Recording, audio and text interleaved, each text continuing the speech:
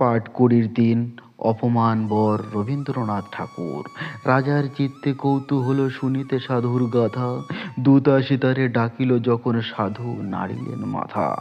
কহিলেন থাকি সভা হতে দূর আপনার হীনতা মাঝে, আমারও মতন অভাজন জন রাজার সভায় সাজে। দূত কয়ে তুমি না গেলে ঘাটিবে আমার পরামাদ, যশনে তব হয়েছে রাজার সাধু দেখবার স্বাদ।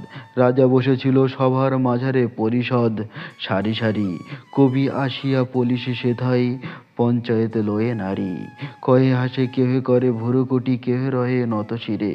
রাজা ভাবে এটা কেমন নীলাজ, রমণী লইয়া ফিরে ইঙ্গিতে তার সাধুরে ভাষায় বাইরে করল দাঁড়ি। বিনয়ে করল চলিল কুটির সঙ্গে লইয়া নারী। পথ মাঝে ছিল ব্রহ্মদল কৌতূহল হাসে, শোনাইয়া শোনাইয়া বিগ্রহবাণী কঠিল কঠিন ভাবে।